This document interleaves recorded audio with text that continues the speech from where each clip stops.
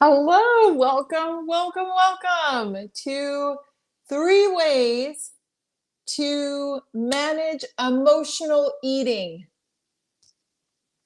3 ways to manage emotional eating. My name is Carla Caldwell. My background is in nursing and health coaching. I am an emotional eater myself. And if there's one thing I know for sure, is that after leading thousands of people to live a healthier life, I have found that 98.6% of them have emotional eating to deal with. And so the first thing is that if you are an emotional eater, this is normal. And I will define what that is in just a moment. First, I want to show you my shirt. I hope you can read it. It says, "I'm rooting for you." Isn't that cool? I really am. I'm rooting for you to live your best life. I'm really passionate about addressing emotional eating because it's really common, and I find that a lot of people feel bad about it and they judge themselves for it when it's super, super common. So if you relate and you're willing, let me know. Carla, I'm an emotional eater too. I am definitely an emotional eater. So what does emotional eating mean? What does that look like? The way I define this is when you eat because of an emotion, not because you're physically hungry, but your eating is prompted by either wanting to celebrate, feeling happy, feeling anxious, maybe feeling bored, angry, depressed, sad. So I'm not eating because I'm physically hungry, I'm eating because of an emotion. If you relate to that, then you have emotional eating tendencies, and that's okay. That's actually pretty normal. But unfortunately, if it's not addressed, it can contribute to a lot of illness, whether it's high blood pressure, weight gain, high cholesterol, pain. It can lead to a lot of unpleasant conditions. So, what I want to talk about today is how can you use mindfulness? What are 3 ways to use mindfulness to address emotional eating? And the 3 ways I'm going to share with you, they are very effective, but you actually have to do them. So, mindfulness is incredibly powerful when used consistently. Let me define mindfulness. Mindfulness means paying focused attention to the present moment.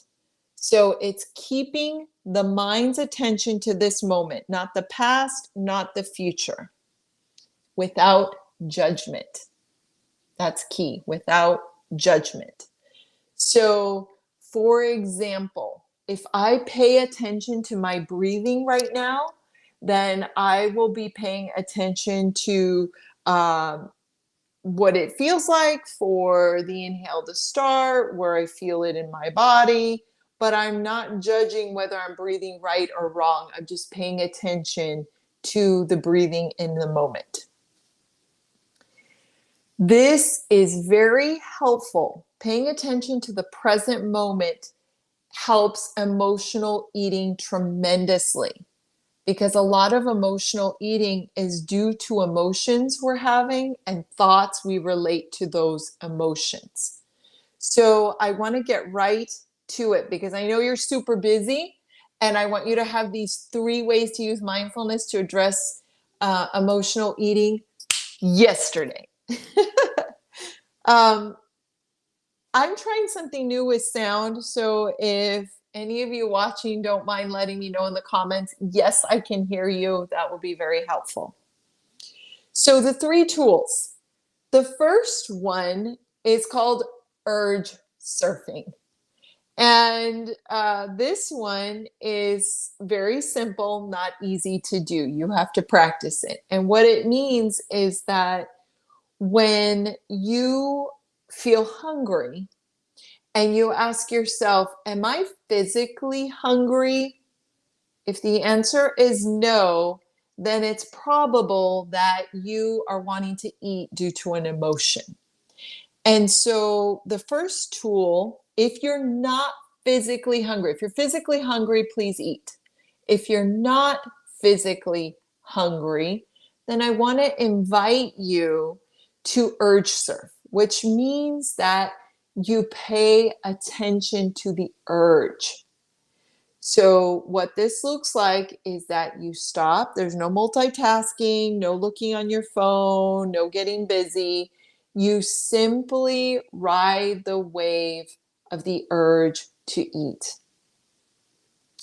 And you pay attention to what that feels like, where you feel it in your body, and you simply dedicate time to surfing the urge to eat, even though you're not hungry. So that's the first tool. And what is really interesting is that when you pay attention to what's happening, even though it seems counterintuitive, that paying attention usually dissipates the urge to eat. So that's tool number one. Tool number two is mindset. So changing the mindset. Sometimes when we emotionally eat, we judge ourselves and we think, oh my gosh, what are you doing? Or you judge yourself afterwards. And what I want to encourage you to do is when you feel hungry, ask yourself, am I physically hungry? If it's yes, go eat. If it's a no, I want to invite you to get curious about paying attention and noticing what's happening. Notice any patterns. So for me, my emotional eating, as I've paid attention, tends to happen when I am either sad or anxious. Those are my two emotions that I eat for. And so when I notice that I'm not physically hungry, I start to pay attention to the sadness. Let's say it's sadness. And without judgment and with my curiosity hat, I just pay attention. What does the sadness feel like? Where do I feel it in my body? And without attaching judgment. Because often we get into trouble when we start attaching meaning to our thoughts. One thing my teachers love to say is the mind produces thoughts the same way the mouth produces saliva. Nothing to be taken personally. Our mind is just doing what it does. So when we pay attention from a curiosity lens, you start to notice, oh, that's interesting. It's interesting that I feel sad and that it feels uncomfortable and that I don't want to feel it anymore and that I want to eat instead. That's interesting, right? It produces a gap so that you can make a different decision. So instead of reaching for food when you're not hungry, you can ask yourself, what else could I do?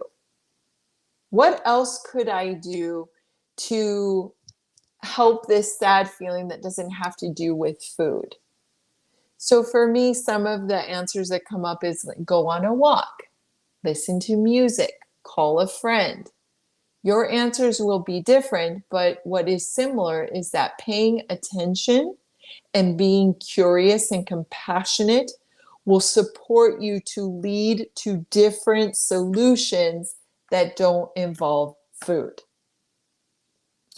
Now, the last tool that is amazingly helpful, and it's actually more of a preventative tool. You can still do it if, let's say, you use the first two tools and you still want to eat even though you're hungry. Okay, fine. Then what I want to invite you to do is tool number 3 is mindful eating. Mindful eating is very powerful.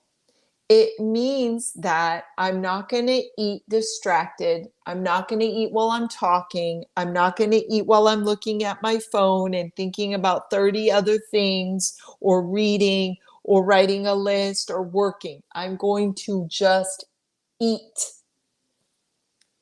And mindful eating requires me to pay attention. So that means that I'm looking at my food, I'm smelling it, I'm taking manageable bites, I'm chewing.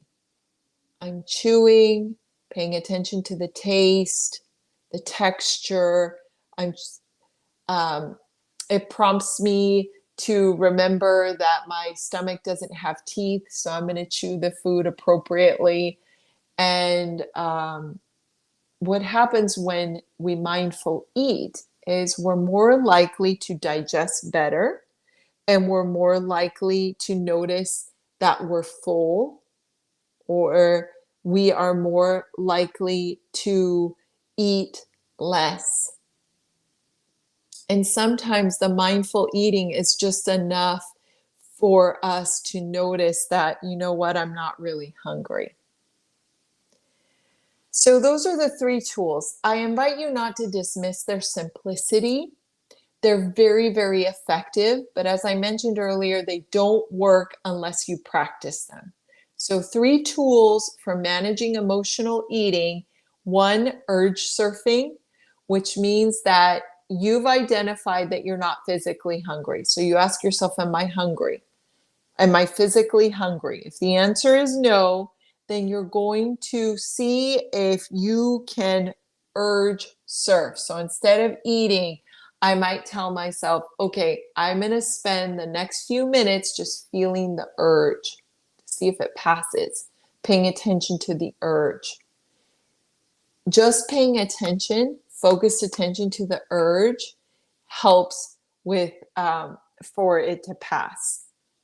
The second tool is mindset. I'm going to work on not taking my thoughts personally and just paying attention to the thought and getting to know, getting really curious and noticing patterns. Why do I want to eat even though I'm not hungry?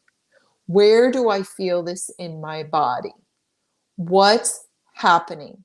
We want to create a gap so that you might identify, what can I do that doesn't involve eating that will help me during this moment?